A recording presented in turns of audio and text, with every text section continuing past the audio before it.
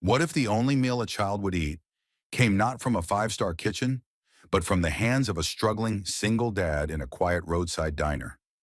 What if a woman who had everything, wealth, power, success, discovered the one thing she didn't have was the warmth of a slow-cooked bowl of soup?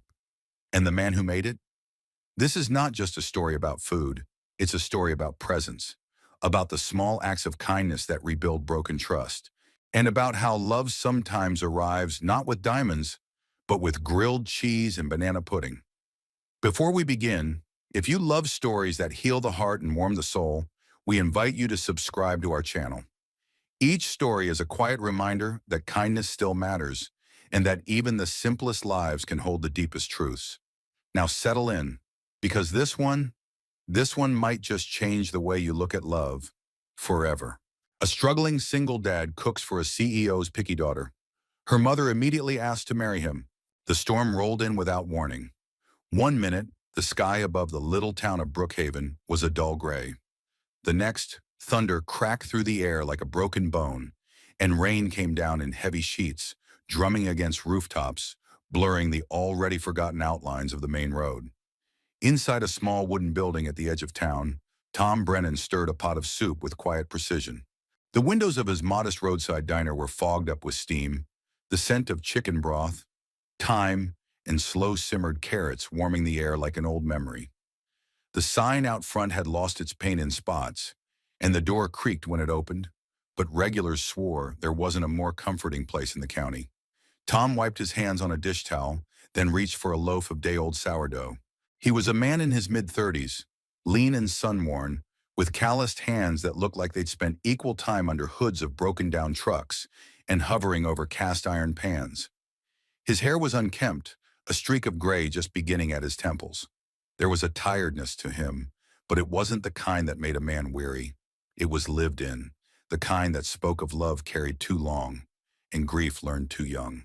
He was just about to slice the bread when the bell above the front door jingled, a weak, tentative sound against the roar of the rain. He looked up. A woman stepped in first, wrapped in a navy trench coat, heels soaked through, hair pulled into a low bun that had long since given up trying to stay neat. She was striking, tall, composed, but there was something brittle in the way her eyes scanned the room. Behind her came a little girl, no more than 8, clutching a worn stuffed fox, and looking as though she'd rather be anywhere else in the world. "I'm sorry," the woman said, shaking out her umbrella by the door. "Our car broke down just outside town. The tow truck's going to be a while. Would you mind if we waited here?" Tom nodded. "Of course. Storm like this, you're lucky to have made it this far." She offered a polite smile but said nothing more. The girl hovered behind her mother like a shadow. "There's soup on the stove, and grilled cheese if you're hungry," Tom added gently, eyeing the girl. "Might help warm you both up." The woman hesitated, her eyes flicking down to her daughter. "What do you think, sweetheart?" The girl didn't respond. Tom turned back toward the kitchen without pushing further. He'd seen this before. Kids who'd learned to armor themselves young. Sometimes it wasn't what they were given that hurt. It was what they weren't. He ladled out a bowl of chicken soup, added 2 pieces of grilled cheese to a plate, then placed it all on a tray with practiced grace. Nothing fancy, just simple food, made slow and with care. He carried it out and set it on the table near the window. The mother helped her daughter out of her coat and guided her into the booth. The girl eyed the food like it might bite her. Then quietly she dipped her spoon into the soup. Tom turned back to the counter, giving them privacy, pretending to check the timer on a pot that didn't need checking. Rain tapped against the window in rhythm with the ticking of the clock on the far wall. The warmth of the room hummed around them. And then, a sound, barely audible, but it cracked something open inside the silence. The little girl, still clutching her spoon, whispered, "It smells like Mommy when she used to hold me." The woman froze. Tom heard it, though he pretended he hadn't. But the words landed on him like a stone in still water, sending ripples through his chest. He didn't know the story, didn't need to. He'd seen enough to understand that food, real food, not plated perfection, was sometimes the only thing that could cross the space between a child and the world again. The woman reached out and tucked a strand of damp hair behind her daughter's ear. "I'm glad," she murmured. Her voice cracked a little. They ate quietly. The girl, to her mother's visible astonishment, finished the soup, then the sandwich, and even accepted a second slice. Tom brought out 2 mugs of hot chocolate without being asked, one with a marshmallow, one without. The girl smiled for the first time, and something inside Tom's chest shifted. When they were done, the woman stood and approached the counter where Tom stood wiping down a tray. Up close, she looked tired in a different way, like someone who spent too much time being composed for everyone else. "That's soup," she began. "I don't know what you put in it, but it's the first thing she's eaten without protest in months. We've tried every restaurant in the city, private chefs, nutritionists. Nothing worked." Tom gave a one-shouldered shrug. "Just chicken and bones, and a little time." She looked at him. "No," she said softly. "It's not that. There's something else." He didn't reply, just offered a modest smile and turned back to rinse a dish. "I'm Claire," she said after a pause. "This is my daughter, Lily." "Tom," he answered. "That's Max over there." He nodded toward the back booth, where a 10-year-old boy sat with a dog-eared book and a plate of fries. Claire looked at him differently then. Not as a server, not as a stranger, but as someone who had given something to her daughter that she hadn't been able to find anywhere else. Comfort. The tow truck arrived not long after. Claire gathered her things, thanked Tom again, and ushered Lily out into the now drizzling street.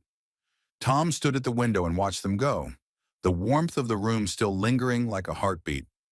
He didn't know their last name, didn't know where they were headed, but somehow he had a feeling they'd be back.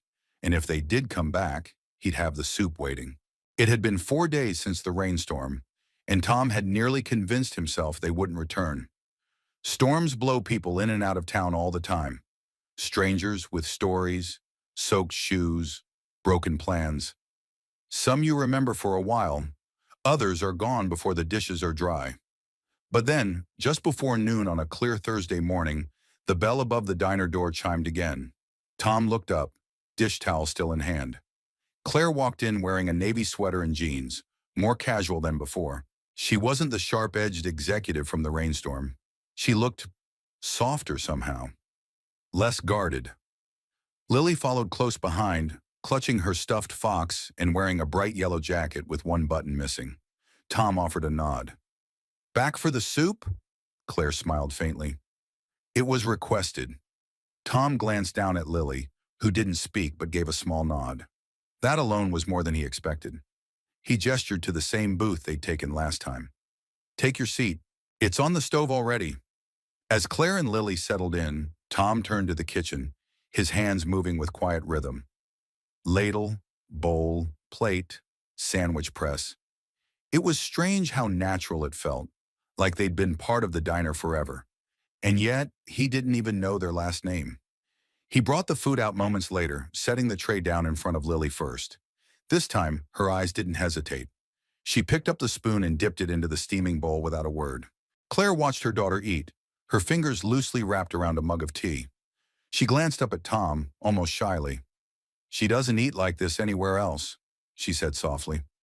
Tom pulled out the chair across from them, but didn't sit. Maybe she just needed a break from fancy menus. Claire chuckled, the sound like a melody she hadn't played in a while. "You're not wrong. You'd think access to the best food in the city would count for something. But Lily," she paused, lowering her voice, "ever since the divorce, it's been hard. Not just eating, everything." Tom nodded. He didn't ask for more. He didn't need to. Claire looked at him, her gaze searching. "Do you have a background in food? I mean, beyond this?" Her tone wasn't condescending, just curious. "I studied at the Culinary Institute in New York," he said. "Didn't finish." Claire blinked. "Really? That's one of the best in the country." "Yeah, my wife got sick halfway through my second year. Cancer. I left to take care of her." Her expression changed instantly, softening in a way that made Tom shift his weight uncomfortably. He hadn't meant to say so much. "I'm sorry," she said gently. Tom shrugged. "It was a long time ago. After she passed, I moved here with Max. Opened this place so I could be around for him. That's really all there is to it."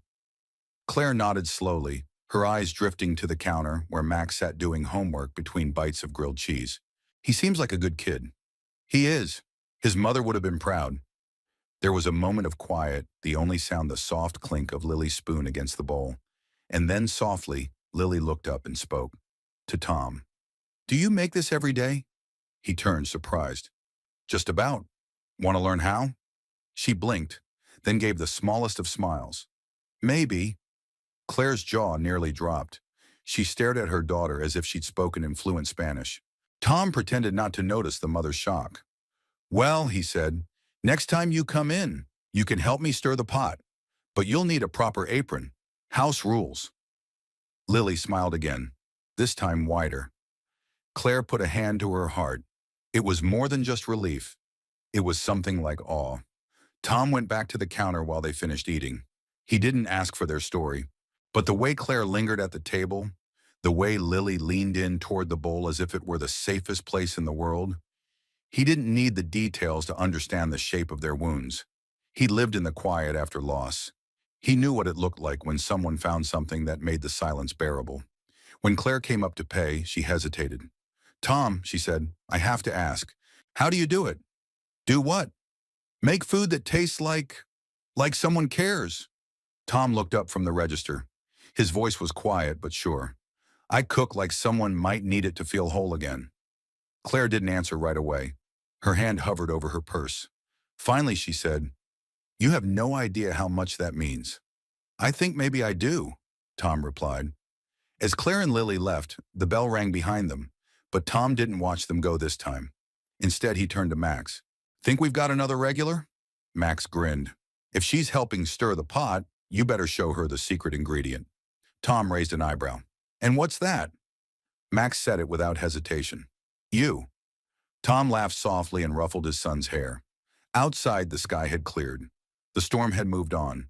But something else had stayed behind. Something warmer, more lasting. Not every customer who walked through the door changed your day. But sometimes they changed your life. And sometimes all it took was a bowl of soup. The third time they came in, there was no storm, no broken down car, no excuse, no sense of urgency. Just the soft jingle of the diner's bell and the unmistakable sound of a child's laughter. Light, hesitant, like someone relearning a language she used to speak fluently. Tom looked up from the grill and found Lily racing ahead of her mother, stuffed fox in one arm, bright pink sneakers squeaking against the linoleum. She made a beeline for her booth by the window, slid into the seat and set her toy beside her, like it too had ordered soup. Claire followed a few steps behind, this time in sneakers and a simple cream blouse. The heels were gone. So was the trench coat. The polished CEO veneer had faded into something more honest. Warmer, more tired maybe, but somehow more real. We were driving past, Claire said with a half smile, and someone insisted. Lily raised a hand with solemn authority. I need grilled cheese. Tom chuckled, setting down his spatula. Well, I happen to know a guy who makes a pretty decent one. Lily nodded with a sage expression. And soup. And the pudding, Claire added with amusement. She's been talking about your food like it's some kind of magic spell. Tom smiled but said nothing. He wasn't used to praise. He'd long since learned that quiet presence meant more than compliments ever could. As he returned to the kitchen, Max peeked in from behind the curtain separating the prep area. They're back again? Looks like it, Tom said. Max's grin widened. You should put her name on the booth. Tom gave him a look. Whose? Max shrugged. The little one, or the mom, or both. Not how booths work, kiddo. But Tom's mouth twitched at the corner. He plated the sandwich, just the right balance of cheddar and mozzarella, pressed until golden and crisp, and ladled the soup carefully, layering the herbs like he always did, like memory, not garnish. He added a small ramekin of banana pudding, not on the menu, and carried the tray out himself. Lily's eyes lit up when he placed it in front of her. This looks different, Tom nodded. Today I added a little rosemary. Thought you might like it. She took one spoonful, then another. She didn't speak, just kept eating, pausing only to wipe her mouth with the back of her hand. Claire leaned across the table, watching her daughter in quiet disbelief. I don't get it, she said softly to Tom. She refused an entire catered tasting last week. 4 chefs, 20 dishes, and here she is, eating soup like it's her birthday. Tom set down a glass of water. Sometimes it's not about the food, it's about how it's given. Claire looked at him. Do you always talk like that? Only when I'm trying to sound wise, he deadpanned. And she laughed. An unguarded laugh. Free and surprising, even to her. It caught Tom off guard. He wasn't used to that sound anymore. Not in his own life, and certainly not coming from someone who looked like she had a calendar full of board meetings and platinum status with 5 airlines. You're not what I expected, Claire said after a moment. Tom raised an eyebrow. Expected from a guy who runs a diner? Claire hesitated. From a man who gave up a career like yours. He didn't flinch. He rarely did anymore. I didn't give it up, he said. I traded it for something else. Claire looked at him differently then, like she saw something deeper, beneath the apron and the flour-dusted counter. Something harder to define. I used to think sacrifice was giving up time for work, she said, but I think I had it backward. Tom tilted his head. What do you do, really? You never said. Claire glanced at Lily, then back at him. I run a company that develops wellness products, foods, supplements, lifestyle brands, clean eating, longevity, you name it. Tom smiled. That explains the puzzled look when you saw my butter-heavy grilled cheese. I've spent the last 5 years telling people to cut carbs, she admitted, and my daughter is sitting here licking pudding off a spoon. Tom glanced toward Lily, who had in fact tipped the ramekin to scrape the last of it.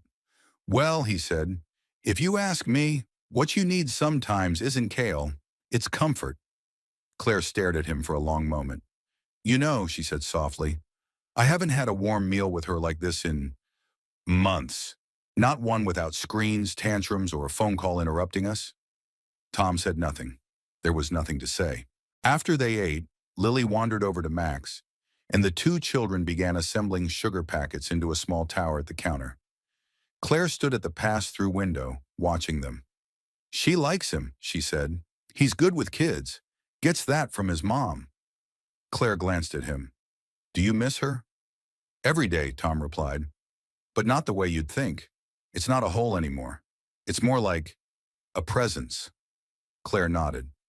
I've been divorced almost 2 years. It's not the same kind of loss, but the grief feels just as persistent, like a quiet roommate you never invited. Tom smiled gently. Yeah, that sounds about right.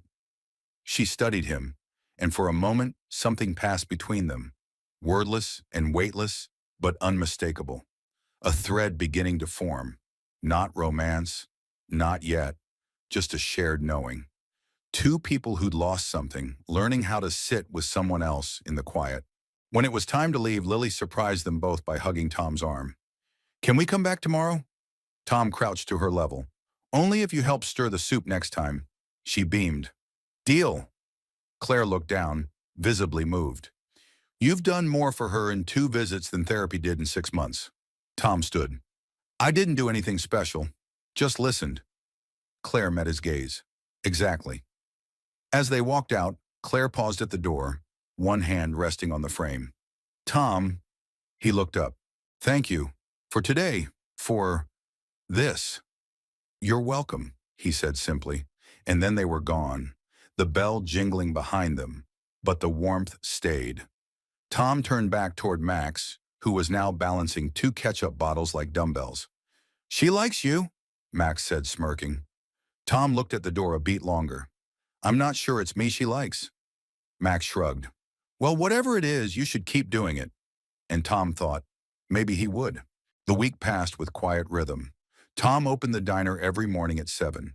He wiped the same counters, chopped the same onions, stirred the same pot of soup, chicken with herbs on Mondays and Thursdays, vegetable beef stew on Fridays. He and Max had built a life in the pattern of repetition, where comfort came not from novelty but from the way things stayed the same. And then came the 5th visit. Claire and Lily entered like they belonged, no hesitation, no glancing around to see if they were welcome. Lily marched straight to the kitchen pass-through and called, Do I get to stir today? Tom peeked out from behind a stack of plates. Apron's waiting? He tied a child-sized apron, an old dish towel with holes really, around her waist and handed her a wooden spoon. Claire, standing a few feet behind, leaned against the doorframe, arms folded, watching the scene unfold with a mix of wonder and something quieter. Something that looked a little like grief, but warmer now, softer. Stir gently, Tom said, guiding Lily's hands, just like you're tucking someone in. Lily giggled. You tuck soup in? Every good chef does, Tom replied solemnly, and she giggled harder. Claire shook her head. You've got a way with her, Tom shrugged. Kids are like soup. If you listen close, they'll tell you what they need. Claire didn't say anything, but her gaze lingered on him longer than usual. Tom felt it, not in an awkward way, but like the first warmth of sunlight on skin that hadn't felt it in years. Later, while Lily played cards with Max in the corner booth, Claire sat at the counter, sipping tea from a chip mug. The rain had returned outside, this time gentle and forgiving, tapping lightly on the window panes like a lullaby. You know what's strange? Claire said, breaking the silence. Tom looked up from slicing bread. What's that? I run a company that designs meal plans, creates organic food lines, lectures on nutrition, and yet nothing I've ever made or sold has fed my daughter like your soup. Tom finished cutting and set the knife down. Maybe because I'm not trying to fix her. Just feed her. Claire was quiet. She traced the rim of the mug with one finger, thoughtful. You ever feel like the more capable you become in life, the less useful you are to the people who matter most? Tom leaned on the counter. Every day. She looked up, surprised by the honesty. Really? He nodded. I know how to poach the perfect egg, design a 5-course meal, pair wine with citrus notes. But when my wife was dying, all she wanted was toast and broth, and half the time I still got that wrong. Claire blinked, her throat tightening. Tom, I don't need sympathy, he said gently. I just mean, what we know isn't always what people need. Claire stared at him, and something opened in her face, a truth she hadn't spoken aloud yet. I didn't want to be a single mother, she said softly. I didn't want to raise a daughter who's scared of food, scared of touch, scared of the world. But I had a business to run. Investors, shareholders. I told myself she'd understand someday. Tom didn't interrupt. She had a nanny. 3, actually. Rotated shifts, private school, private therapists. I tried to build her the most secure life possible, but she didn't want security. She wanted, Claire paused, voice breaking. She wanted someone who noticed the way she stirred her soup. Tom didn't speak right away. He just handed her a cloth napkin. No judgment, no platitudes. Kids don't need much, he said finally. Just someone who shows up, even when it's messy. Claire smiled through her tears, blinking them back with a soft laugh. Is that your parenting advice? From a man who's winging it daily? Yeah. She looked toward the booth, where Lily had fallen asleep with her head on Max's shoulder. The 2 children sat like puzzle pieces, different shapes but somehow fitting. I don't think she's been that calm in years, Claire whispered. She feels safe, Tom said. Claire looked back at him. Is that what you do here? Make people feel safe? Tom thought about it. I don't know. I think I just let them be hungry and then feed them without making them explain why. That silenced her. Outside, the rain kept falling, but the inside of the diner felt untouched, wrapped in some old warmth, like flannel sheets in candlelight. The kind of safety that can't be bought or scheduled. Tom poured another mug of tea, pushed it toward her. You ever think about staying? He asked. Claire raised an eyebrow. In town? He shrugged. Just for a while. Let things slow down. I don't slow down, she said automatically. I build. I scale. I expand. But your daughter, he said gently, she seems to like shrinking into quiet. Claire looked down into her tea, her jaw tightening with the truth of it. I'm not sure who I am without all of it, she admitted. The job, the noise, the momentum. Tom didn't answer. He just picked up a slice of bread and started buttering it slowly. And maybe that was the answer. They sat for a while like that, 2 people not fixing each other, not naming anything, just letting the air settle between them like flour on a countertop. Eventually, Claire checked her watch. I should go. She can sleep a little longer, Tom offered. No, Claire said. If we stay longer, I might not want to leave. Tom smiled, but it didn't quite reach his eyes. Maybe that wouldn't be the worst thing. Claire looked at him, really looked, like she was taking inventory, not of what he had, but of who he was. And then she stood, gathered Lily in her arms and whispered, "We'll be back." He didn't doubt it. Some strangers arrive because they're lost, but others return because they found something they didn't know they were missing. And for Claire and Lily, Tom's little diner wasn't just a stop on the way anymore. It was the first place in a long, long time that felt like home. The wind was sharp that morning, snapping at the awning of the diner like it had a grudge. The trees lining the quiet road out front were nearly bare, branches clawing at a sky the color of pewter. Inside, the air smelled of cinnamon and slow-roasted tomatoes. Tom stood behind the counter with his sleeves rolled up, hands dusted in flour, working dough for tomorrow's pot pies. His movements were steady, practiced, not rushed, not slow, just deliberate, the way people move when they've learned that some things in life deserve more than speed. Claire and Lily had become regulars now. Every few days they came. No more excuses, no broken cars, just a child with a growing appetite and a mother with quiet questions in her eyes. That morning, they came earlier than usual. Claire pushed open the door, holding it for Lily, who wore a knitted scarf that trailed behind her like a comet's tail.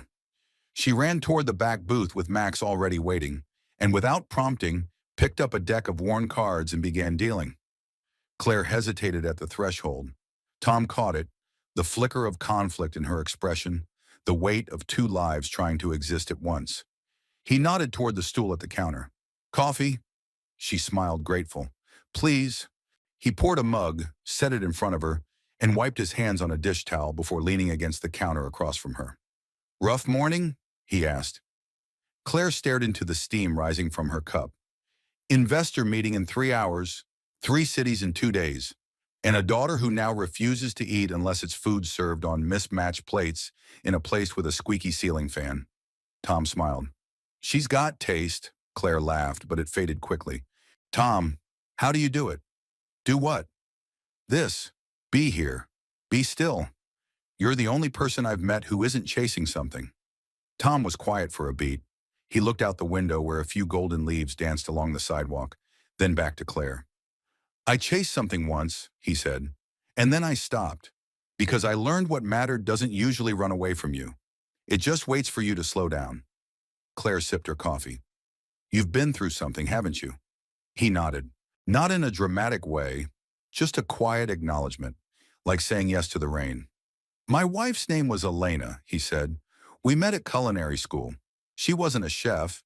She worked in admissions. I used to leave cookies on her desk every Friday until she finally agreed to go out with me." Claire smiled gently. "Persistent." "Relentless," Tom said with a fond chuckle. "We got married young. Too young, probably. But it worked. We were broke and stupid and happy." He paused. "Then 3 years in, she got sick. Stage 4 ovarian cancer. By the time we found it, it had already spread." Claire's face softened, her hands going still around the mug. "I dropped out of school the next day," Tom continued. "Sold everything that wasn't nailed down.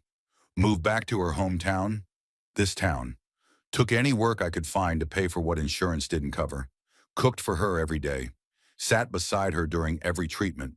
Claire reached across the counter and gently touched his hand. "I'm so sorry." He didn't pull away. "She passed 9 years ago. Max was just a baby. I remember sitting on the kitchen floor after the funeral, holding a bottle of formula in one hand and one of her scarves in the other, wondering how the hell you raise a child when the only person who made you believe you could is gone." Claire's eyes shimmered. "I opened this place the year after," Tom said. "Not because I wanted to run a restaurant, but because I needed somewhere to put the grief. Somewhere it could feed someone instead of eating me alive." He looked at her then, his gaze level but unguarded. "That's the real reason Lily eats here." Claire's voice cracked. "Because you understand. Because I don't try to fix what I don't understand," he said. "I just sit with it, stir the soup, wait for hunger to come back." There was silence. Not the awkward kind, but the sacred kind, where two people recognize a familiar ache in the other. Claire drew a breath. I thought I had to be strong all the time, had to keep moving, growing, expanding, that if I slowed down, it would all fall apart. Tom nodded. It's a common lie. Success is proof you didn't break. She looked toward Lily, who had now collapsed into giggles as Max tried to stack jelly packets into a tower. I think she was breaking while I was too busy proving I wasn't. Tom's voice was soft. It's not too late.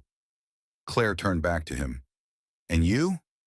You've built this life so quietly. No ambition to do more? I used to think ambition meant rising, Tom said. Now I think it just means showing up where you're needed most. Claire sat with that. Let it seep in like broth into bread. I've spent a lot of years eating beautiful food that tasted like nothing, she murmured. And here I am, in a roadside diner, feeling more fed than I've ever been. Tom smiled. It's not the food. It's how you're being seen. Just then, Lily skipped over to the counter. Can I help stir again next time? Tom looked down at her, playful. Only if you bring that pink scarf again. I think it's lucky. Lily grinned. Deal. Claire stood, her fingers brushing Tom's hand again, just briefly. Thank you, she said.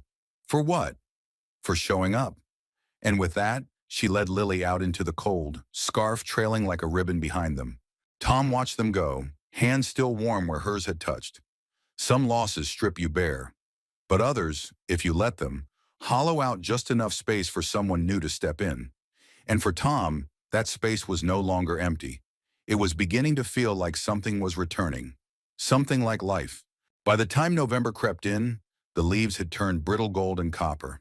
They crunched underfoot like forgotten promises. The air held a bite to it now, sharp enough to wake the bones in the early morning, soft enough to feel like home by noon. Inside Tom's diner, things were shifting too. The booths, once mostly filled by quiet truckers and retired locals, now welcomed something new. Laughter. Laughter from a little girl who used to shrink from the world. The kind of laughter that starts small and unsure, then rolls like a wave once it realizes it's safe to come ashore. Lily was changing. She still had her stuffed fox and her oversized scarf, but her eyes were brighter. She no longer hovered behind her mother at the door. She walked in like she belonged, like her body remembered what safety felt like. That morning, she was already seated beside Max when Tom brought out their breakfast. Cinnamon toast with scrambled eggs, and a special hot chocolate with whipped cream that had taken him 5 minutes to perfect. Max offered her a napkin crown he'd folded from paper towels, and Lily beamed like royalty. Claire sat at the counter, watching with cautious joy. Her heels were long gone, replaced by scuffed ankle boots. She sipped her coffee with both hands and said softly to Tom, "She slept through the night last night. First time in, I don't know how long." Tom looked at her, not with surprise but quiet affirmation. Kids know when they're not being watched, when they're being seen. Claire smiled faintly, her eyes not leaving her daughter. It's like she trusts the world again, or at least this corner of it. Tom refilled her mug. Sometimes one corner is all you need. Claire turned to him, more serious now. I've been reading a lot about trauma, about sensory triggers, about how children build trust with the body before they do with the mind, but none of it said anything about grilled cheese and soup. Tom leaned on the counter.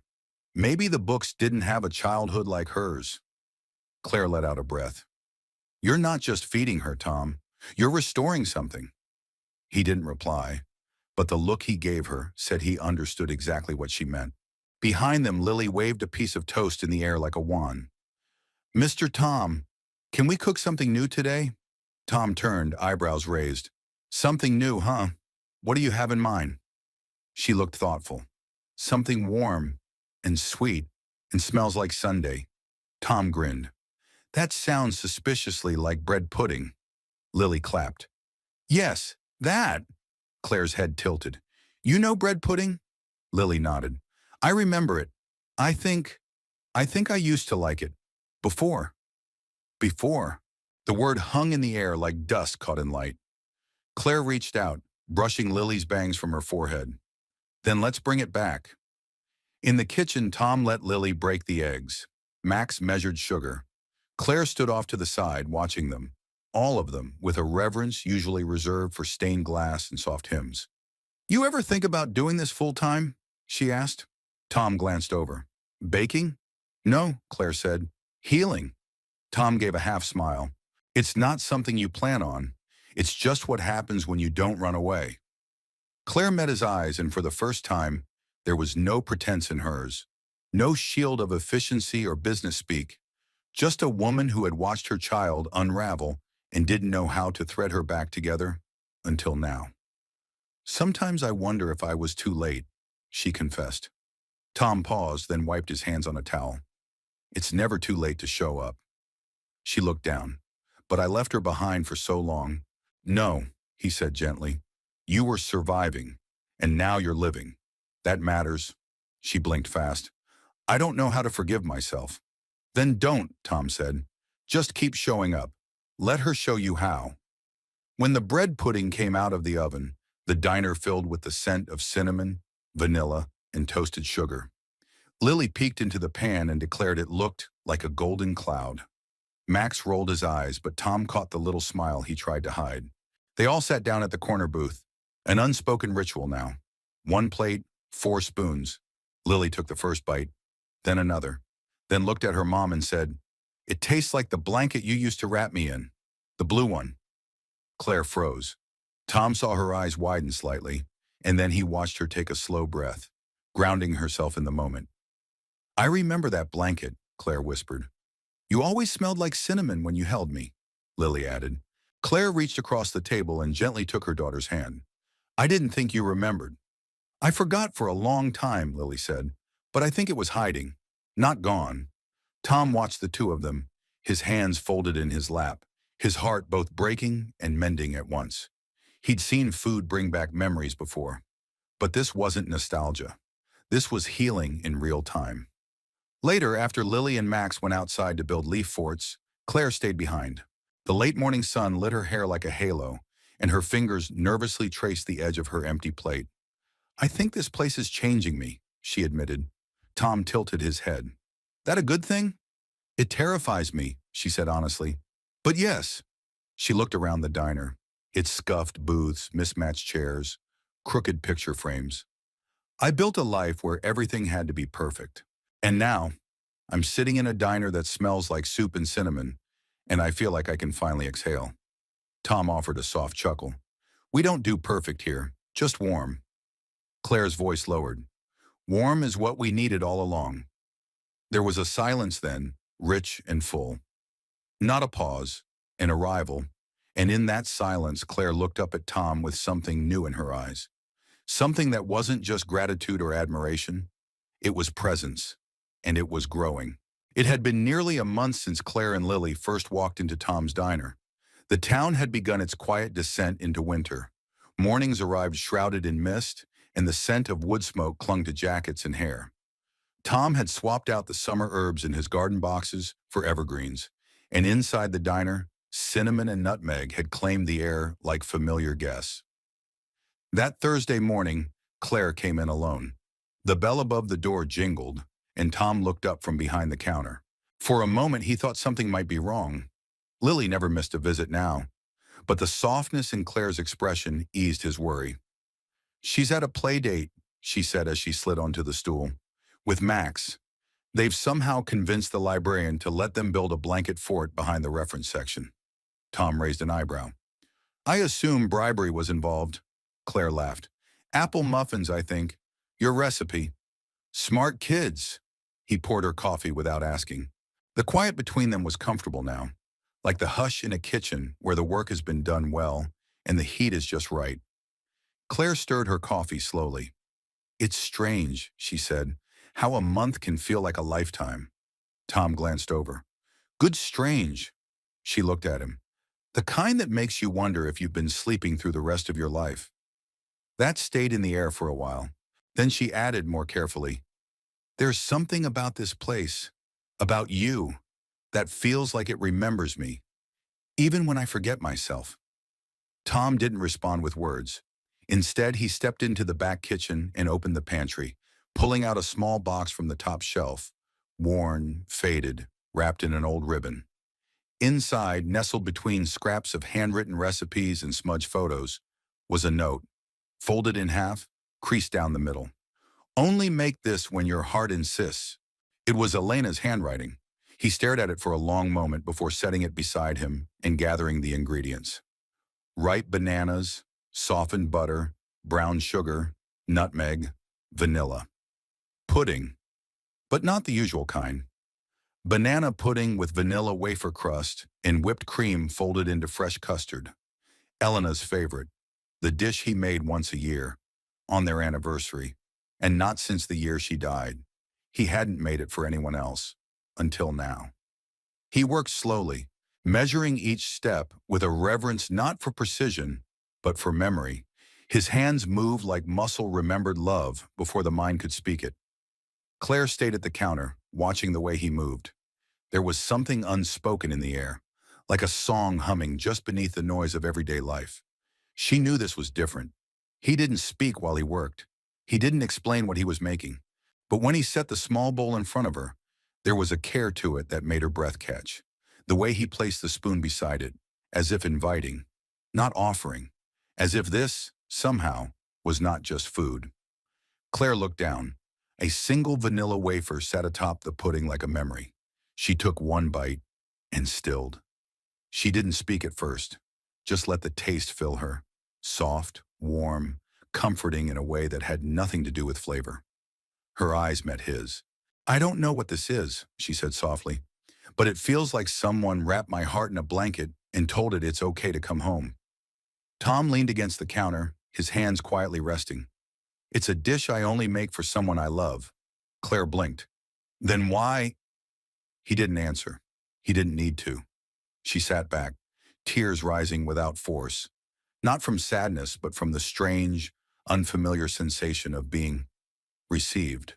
Not as a CEO, not as a struggling mother, not as a woman trying to hold herself together, just as herself. "I didn't know food could feel like this," she whispered. "It can," Tom said, "if it's made by hands that remember what being held feels like." She looked at him then, really looked, and in his quiet, worn face she saw not only kindness, but presence, that rare and sacred gift of someone who doesn't try to solve you, but simply stays. Outside, snow had started to fall, thin flakes drifting lazily like they had nowhere urgent to be. Claire finished the last spoonful and set her spoon down like a prayer. "I've spent so long building something I could be proud of," she said, "and in one bowl of pudding I realize maybe what I wanted all along wasn't pride. It was peace." Tom offered her a napkin. She took it, laughed through her tears. "You know what Lily said the other day?" she continued. "She said this diner smells like when I used to sing to her. She said she didn't even remember I sang, but now she does." Tom nodded. "Memories hide in the strangest places." Claire stood slowly. "So do beginnings." She took a step closer to him, hesitation flickering across her face. Then she reached out, gently resting her hand over his. "I don't want to be another guest who leaves when the weather clears," she said. Tom's voice was steady. "Then don't." Claire let out a breath she didn't know she'd been holding. "It's not simple." "I'm not asking for simple," he said. "Just honest." There was a moment. Then the diner door opened, and Lily burst in, snowflakes clinging to her scarf, Max right behind her. "Mom! Mr. Tom! You should see the snow fort!" Claire didn't pull away from Tom's hand. She just turned, smiled at her daughter, and said, "Show me." And she did. As they stepped outside, Tom lingered at the window, watching them run through the soft white, their laughter rising into the cold morning. He looked down at the counter, where the empty pudding dish still sat, spoon resting in its bowl like a completed sentence. He hadn't made that dish in 7 years, and somehow, today it had spoken a language he'd forgotten he still knew. The diner was quiet that morning. It was the kind of stillness Tom usually welcomed. The hush before the first pot of coffee had brewed, before the skillet hissed its daily song. He liked that hour, where the world seemed to breathe slower, and his memories were gentler. But today the quiet felt different, because yesterday he had made Elena's pudding, and he hadn't made it for her. The thoughts still lingered like perfume in a room long after someone has gone. It didn't feel like betrayal. Elena would never have called it that. But it did feel like crossing into something new, something real, something he hadn't expected to want again. Claire. She hadn't come by yet. Neither had Lily. But their absence didn't worry him. He'd begun to understand their rhythms. Some days they arrived at breakfast, other days after school. Each visit wasn't a promise, it was a gift. And that morning, Tom found himself hoping for the gift. He was wiping down the counter when the door opened, and in walked Ben Harris, a local mechanic and a chronic overtalker, cradling a newspaper beneath one arm and 2 donuts in the other. "Morning, Tom," Ben called. "You won't believe who's been eating at your place." Tom poured him coffee, amused. "You?" Ben laughed. "Besides me." "No, I'm talking real VIP. Page 6, brother." He unrolled the newspaper with dramatic flair and slapped it down on the counter. Tom glanced at it absently until he saw the photo. Claire, smiling, confident, dressed in a tailored navy suit with her hair in a sleek twist, standing on stage in front of a screen that read, "Claire Maddox, CEO, Verena Global Foods, reimagining how the world nourishes its children." The breath caught in Tom's chest like a hook. He blinked once, twice. Ben kept talking, oblivious. "Apparently she's worth a fortune. Some kind of startup turned wellness empire. You wouldn't think someone like that'd be hiding out here, huh?" Tom didn't answer. "Claire Maddox." Of course. The name was familiar now. The product lines, the glossy packaging he'd seen in supermarkets. Max's school even handed out Verena-branded snack bars last year during orientation. He hadn't made the connection. Because she'd never said her last name. Because she'd never mentioned the company. Because she'd sat at his counter, stirred coffee with quiet hands, and cried over banana pudding like someone whose heart wasn't made of headlines. He felt foolish, not because she was someone important, but because she hadn't told him. Because now every quiet moment, the shared silences, the gentle smiles, the warmth that had crept in so carefully, it all shimmered with uncertainty. Was she just escaping? Was he just a layover in her glittering, curated life?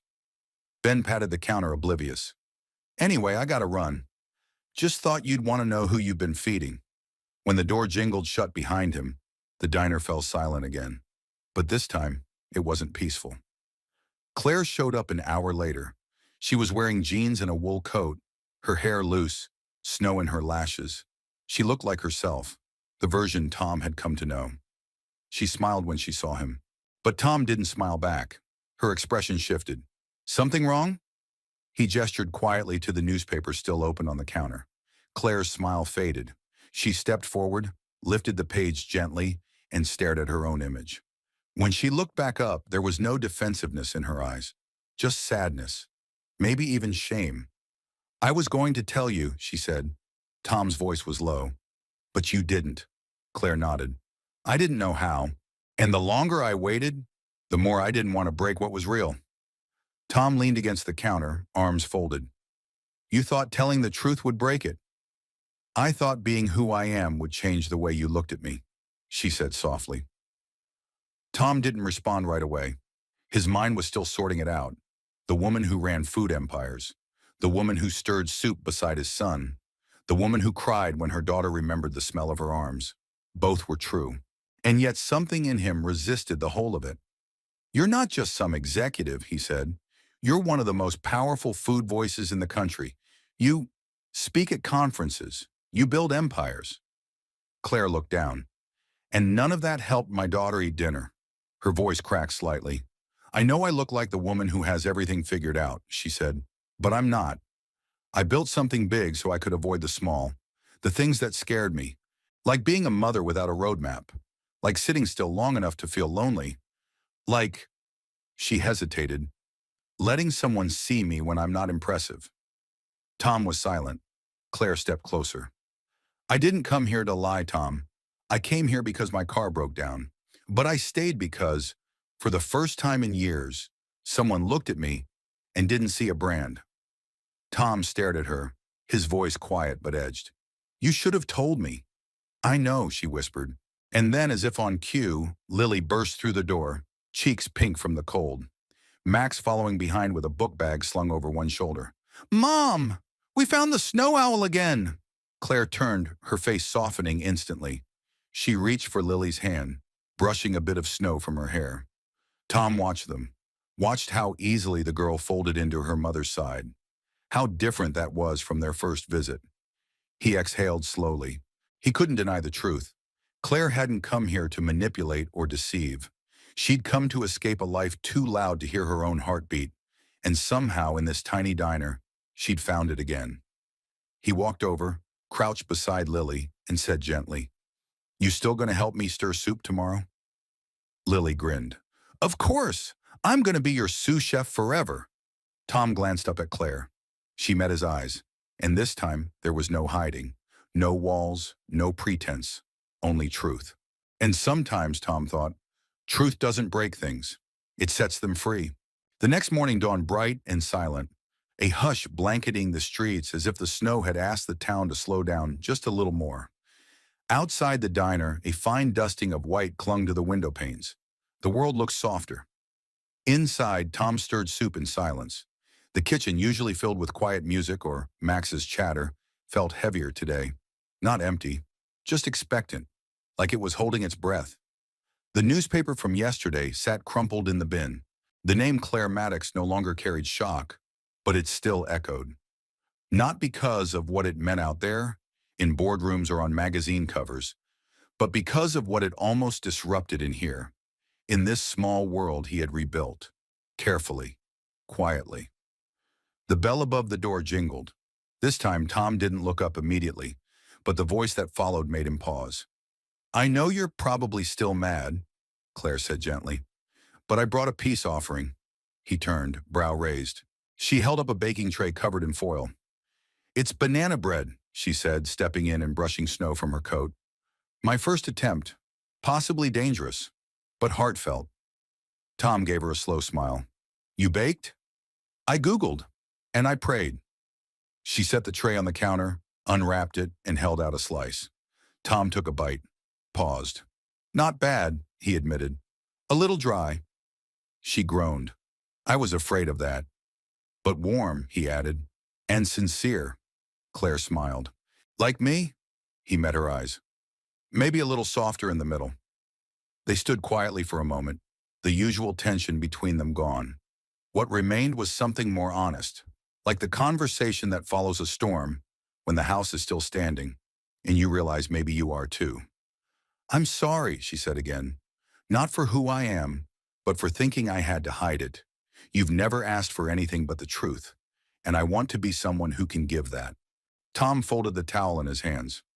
"I wasn't angry," he said. "I was startled. I've spent years trying to build something simple, honest. And when someone walks in with a world as loud as yours, it's easy to think they'll leave before the coffee even cools."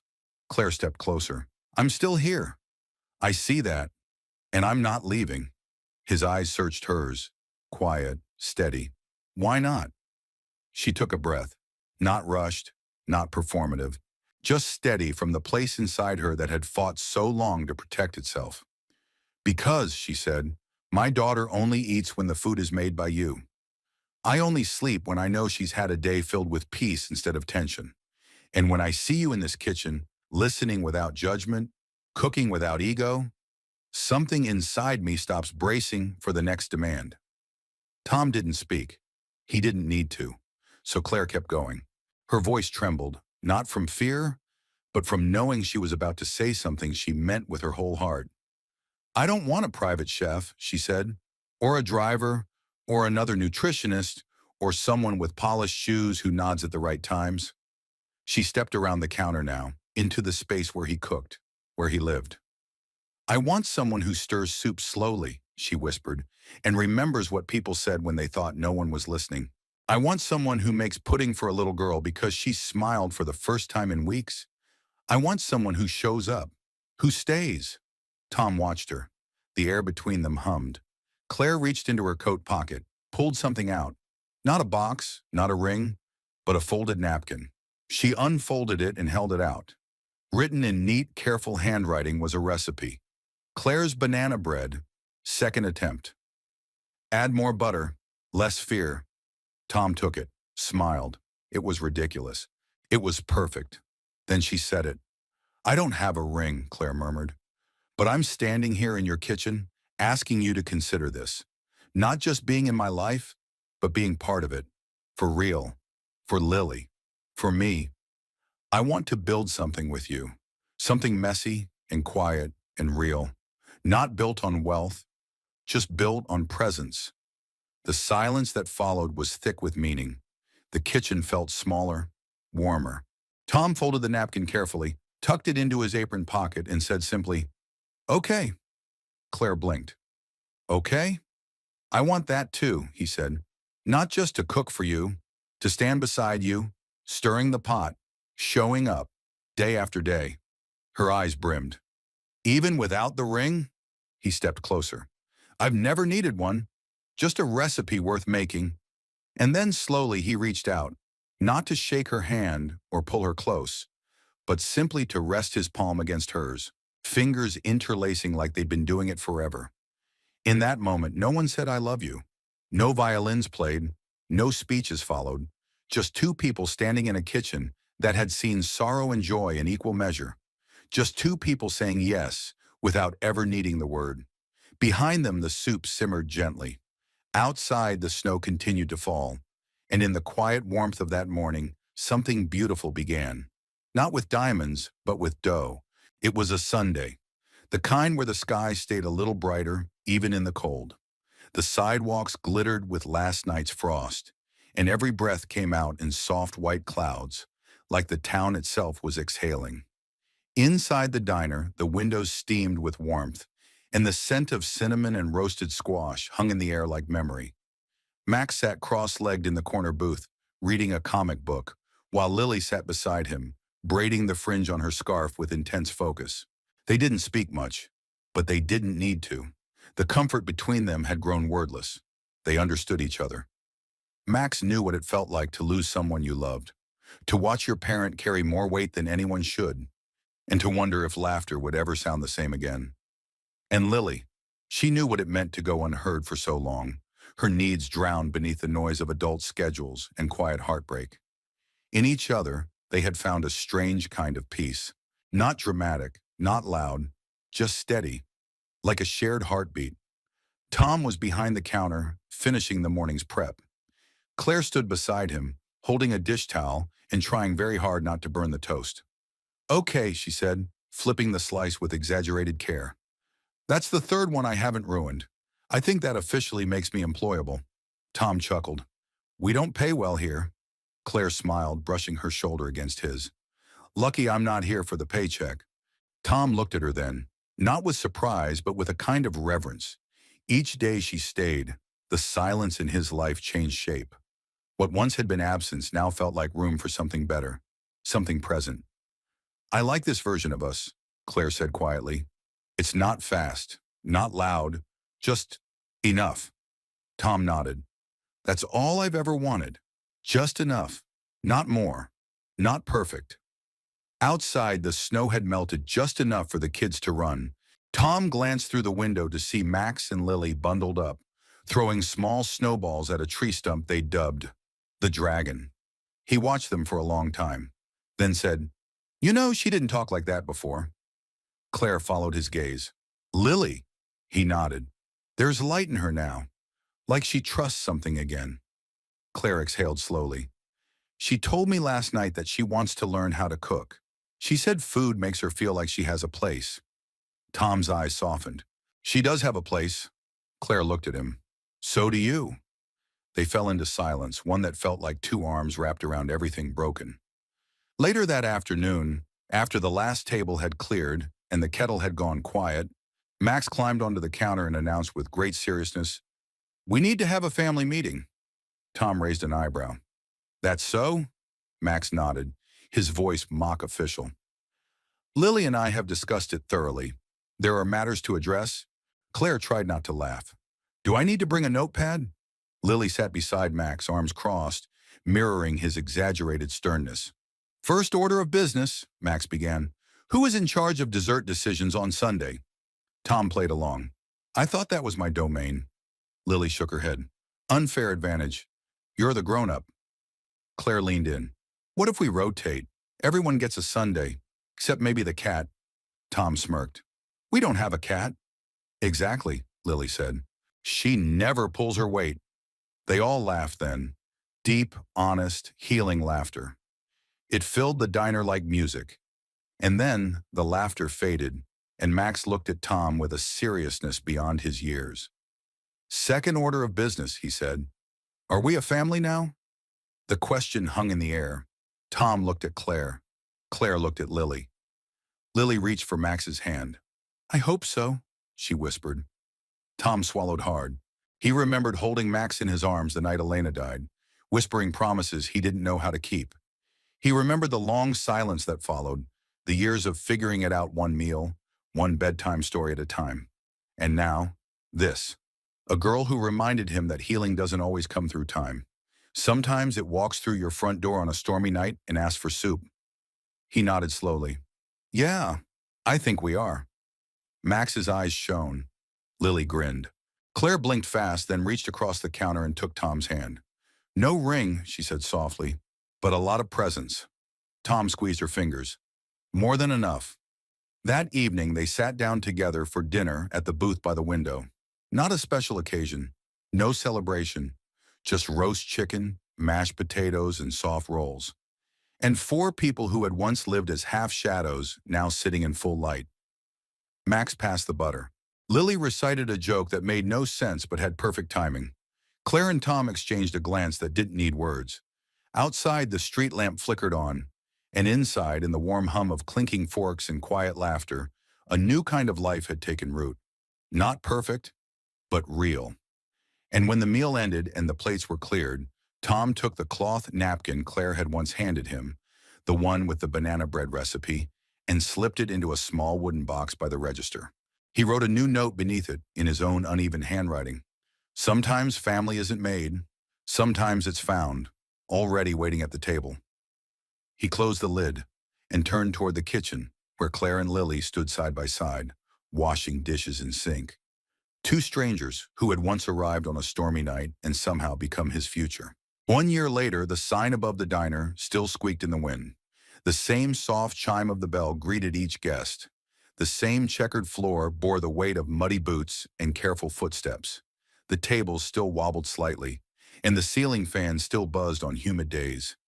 The place hadn't changed much, but inside everything was different. There was a new rhythm now, one that didn't come from chaos, but from belonging, from knowing. It was a Saturday morning in early December, and snow drifted slowly outside like someone had shaken the whole town inside a globe. The warmth of the diner fogged the windows, and the scent of cinnamon rolls and fresh rosemary biscuits curled in the air like a promise. Tom stood behind the counter, wearing the same apron he always had, but with something new tucked into the front pocket. A small folded piece of paper that read, in slightly smudged ink, "Add more butter, less fear." Claire was beside him, reading off a short prep list in her careful, no-nonsense tone. "Mashed potatoes for the lunch rush," she said. "3 loaves of honey oat, and—" Tom leaned over and kissed her temple. Claire smiled without missing a beat. "And someone just interrupted my flow." "Guilty," Tom said. She nudged him playfully. "I'm trying to take this seriously. You know, for the investor." Tom arched a brow. "You mean Mrs. Bernice who brings her Yorkie in a sweater and tips with homemade jam?" "She's still technically an investor." Tom laughed and went back to kneading dough. Behind them, the sounds of the world waking up filtered in, clinks of cutlery, the thud of boots at the door, someone humming along with the radio. Max and Lily were seated in the corner booth, a deck of cards between them and half-eaten pancakes in front of them. Lily wore an apron 2 sizes too big, with sous chef in training stitched across the front in crooked letters. She wore it like armor. "Your turn," Max said, tapping the table. Lily narrowed her eyes, then laid down her card. "Boom," she said, triumphant. "That's 3 games in a row." Max groaned and slumped in his seat. "Remind me why I taught you this." "Because you love me," she said sweetly. Tom watched them from the counter and felt something settle inside his chest. A stillness that wasn't silence, but peace. A year ago, he was a man making soup for a small town. A man who had made peace with loss, but not with joy. A man who believed his best days had been wrapped inside memories he visited, but never touched. And now? Now his kitchen held laughter. Now his table was full. Now his son was not just surviving, but thriving, beside a girl who had once been afraid of food and who now wrote future chef on her school folder in marker. Claire moved past him, setting out place settings for the regulars who would be arriving any minute. Her presence was no longer temporary. She no longer dressed like someone ready to leave. Her hair was often pulled back in a soft bun, her hands always busy with something real, measuring, stirring, holding. She hadn't left her job, not completely, but she had reimagined it. Less travel, fewer headlines, more afternoons in the kitchen, more mornings beside Lily, more evenings where no one checked their phone. She told her board she wanted to focus on impact, not expansion. They'd been skeptical, until the numbers came in from a new pilot program, Simple Starts, a line of small-town cafes partnering with local communities to bring nourishing meals to children and families who needed warmth more than trends. The test location? Tom's Diner. It wasn't rebranded, it wasn't remodeled, it didn't need to be. It just needed more chairs and more soup. That morning, as Tom ladled chicken stew into an extra-large pot, Claire leaned over and whispered, "Do you realize what day it is?" He frowned, thinking, "Saturday." She shook her head, smiling. 1 year, since the storm. Tom looked at her, really looked, not just at her face, but at the life wrapped around her now. At the girl who called him Chef Tom when she wanted something. At the way Claire's hand always found his in quiet moments. At the softness in her eyes where once there had been control. "A year," he said softly. Claire reached into her pocket and pulled out a folded napkin. Old, worn, the same one he'd tucked into a drawer the day she gave it to him. She placed it on the counter beside him. "I never stopped writing new versions." Sawarnakunam. Tom unfolded it. Inside, written in the same neat script, "Recipe for home. 1 part laughter, 2 parts presence, 1 generous spoon of grace. Serve warm, refill often." He said nothing. He just reached across the counter, took her hand, and kissed it. At the front of the diner, the door opened. Mrs. Bernice entered with her Yorkie and a new sweater. Behind her came a group of regulars, shaking snow from their coats, stomping boots. Tom stepped out to greet them, apron still dusted with flour. "You're just in time," he said. "The stew's extra good today." One of the men chuckled. "That's because the cook finally got some help." Tom grinned. "Can't argue with that." The diner filled, slowly and steadily. Conversations floated through the air, forks clinked against ceramic, and laughter hummed beneath it all. Claire sat beside Lily, who was now explaining to a fascinated Mrs. Bernice how to properly fold whipped cream into custard without breaking its heart. Tom shook his head and smiled. This wasn't the life he thought he'd have. It wasn't the life he planned. It was better, because it wasn't built on ambition or titles or shiny things. It was built on presence, on showing up, on soup stirred slowly and hearts mended gently. And as he watched his son share his plate, and the girl he once fed find her voice, and the woman he never expected offer him a home, Tom knew without question, they were the richest people on earth. If this story touched your heart, we'd love to know where you're watching from. Are you listening from a cozy small town, a big city, or somewhere in between? Leave us a comment and share a little piece of your world. We read everyone. And if you haven't already, we invite you to subscribe to our channel. There are so many more heartfelt stories waiting for you here. Stories about love, hope, second chances, and the quiet miracles that happen in everyday places. Thank you for spending this time with us. From our little corner of the world to yours, take care, stay kind, and we'll see you in the next story.